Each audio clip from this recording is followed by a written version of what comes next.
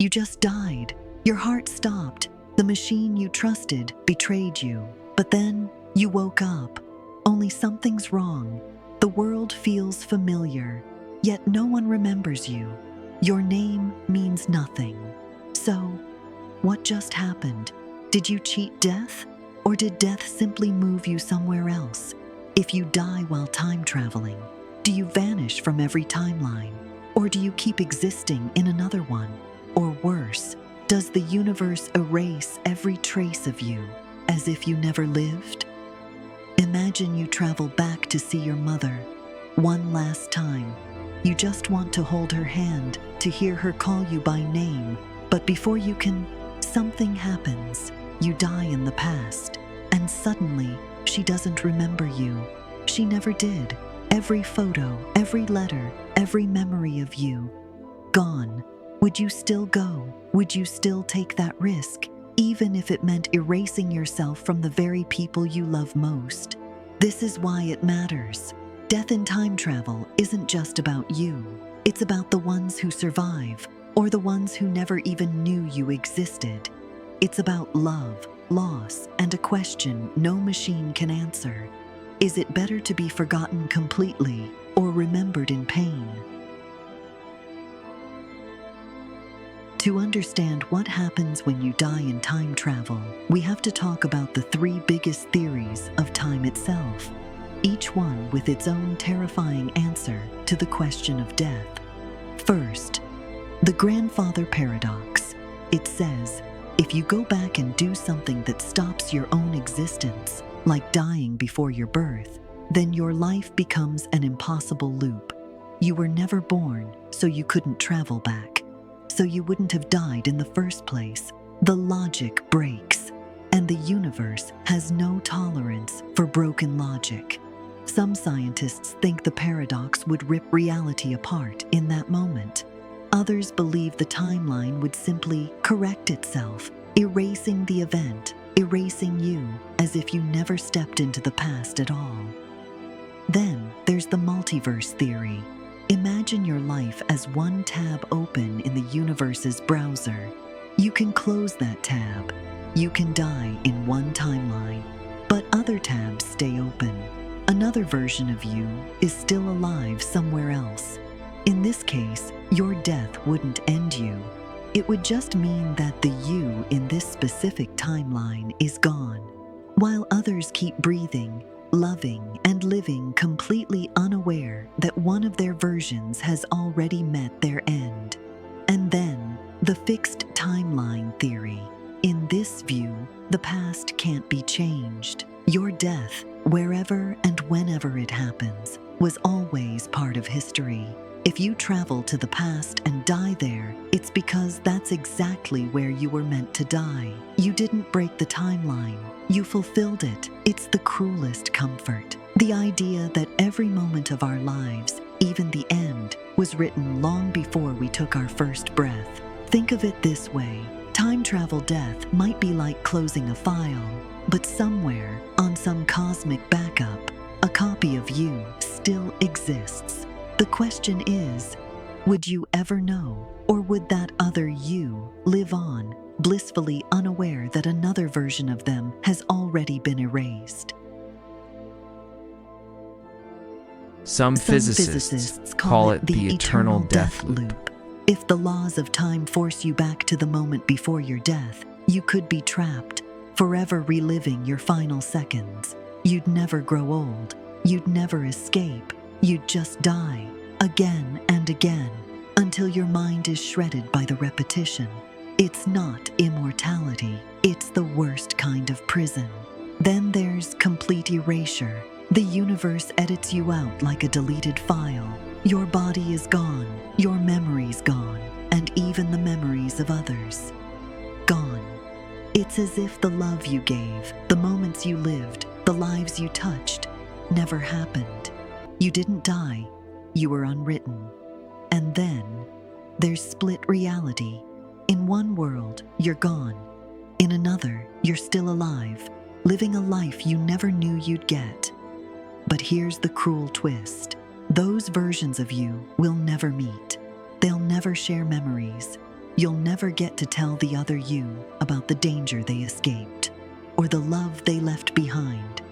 Imagine this. You're killed in 1845, only to wake up in 1844, doomed to relive your final year forever.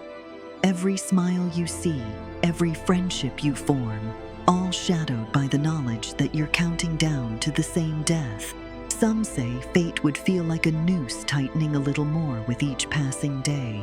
These are the possibilities, not theories on paper, but nightmares waiting for any traveler who dares step outside the safe walls of their own time. Because the truth is, time doesn't owe you a gentle ending. He wasn't a scientist. He wasn't even an engineer, just a father, desperate to save his daughter. Her illness had no cure in their time, but maybe, in the future, there would be a chance. Maybe he could bring her the medicine before it was too late. He told her he'd be back in moments. He didn't tell her the truth, that he might never return. And then, he found it, a small vial, a promise of life in his hands. He died there, in the future, never reaching the moment he promised, but time had other plans. In her new reality, he never existed. There were no bedtime stories, no piggyback rides, no warm voice telling her she'd be safe. Just a quiet space in her life that nothing could fill. And yet, somewhere else, in another thread of time, maybe she grew up with him. Maybe they laughed together. Maybe she never got sick at all. But they will never meet. This is the cruel beauty of time travel. It can give you the chance to save everything and still take everything away. For centuries, storytellers have warned us, time doesn't care, it doesn't grieve, it doesn't mourn. Your life, and even your death, might be nothing more than ink on a page in a book too large for anyone to read. If you die while time traveling, perhaps nothing changes at all. Perhaps your death is just another point in the infinite map of history, something that was always going to happen.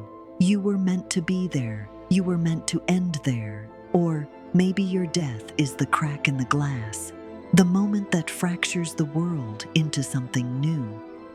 If your existence was a keystone, if even the smallest part of history hinged on you, your death could erase civilizations or create entirely new ones. Somewhere out there, an empire might be rising because you no longer lived to stop it. Somewhere else, a tragedy might never happen because you weren't there to cause it.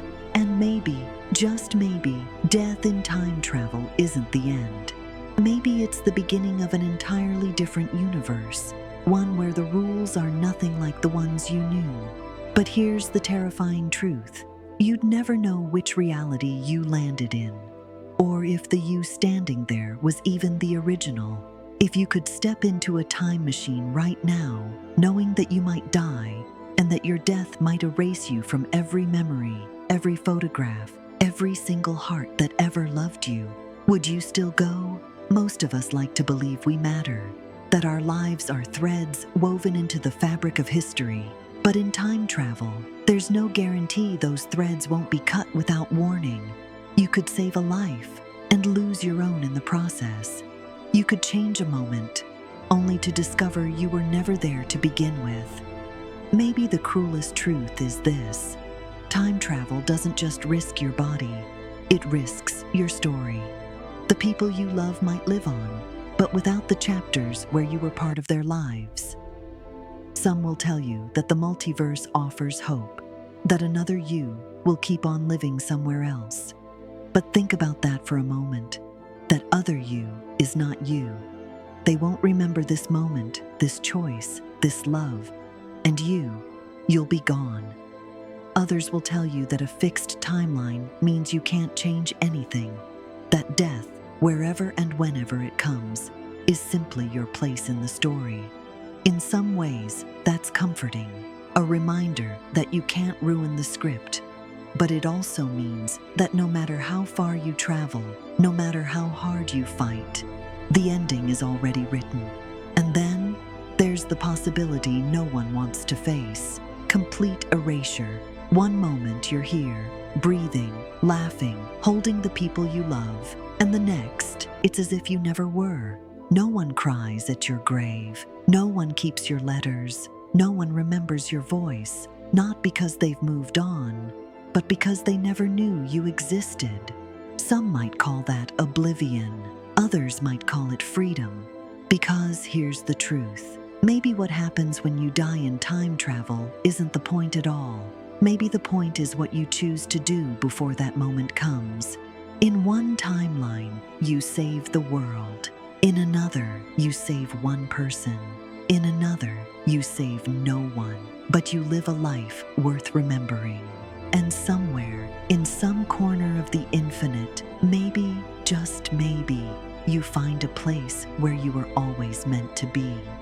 So, if you ever find yourself standing at the door of a time machine, your hand on the handle, your heart pounding, remember this: it's not the years you have, it's not the worlds you've seen, it's the people who knew you, the moments you lived, the love you gave, and even if time erases every trace of you, those moments are still yours.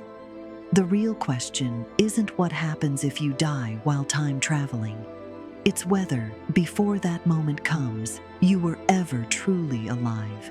You've been told your whole life that death is final, but time travel bends reality. What if dying in the past doesn't mean you're gone in the future? Or worse, what if it means you're everywhere at once? The final twist: death is not the end, it's multiplication. When you die in your own timeline, everything is simple. One body, one moment, one ending. But in time travel, there may be multiple versions of you, scattered across centuries. If one dies, the others don't just disappear. They feel it. A ripple, an echo. Imagine existing in 5 different years at once, and suddenly one of you dies. The others feel an impossible grief, the sensation of losing yourself without knowing why. Death doesn't just happen, it spreads across time. Like a shockwave, the emotional core, love caught between centuries. Now imagine this: you travel back to the 1800s and fall in love. Not a fling, but the love of your life. But you know, in your original timeline, that person has been dead for hundreds of years. If you die in that time, you're buried in their century, in their world. But in your own time, your family will never know what happened. No body, no goodbye. Just gone. To them, you vanished. To you, you stayed and loved and died in the wrong century. The fear, becoming a ghost in your own life. Some physicists suggest the many worlds theory, where every choice splits reality. So if you die in the past, maybe another version of you survives, but in a branch of reality where your family never even knew you. You'd be erased from their memories as if you never existed. This is worse than death. This is being unwritten. The ultimate twist: time travel makes death infinite. If time is a loop, death might not end you. It might trap you. You could die, but your past self hasn't reached that point yet. So somewhere in another year, you're still walking, breathing, unaware that your end has already happened. It means you could attend your own funeral and not realize it's yours. Would you try to stop it, or would you accept that the moment has already been written?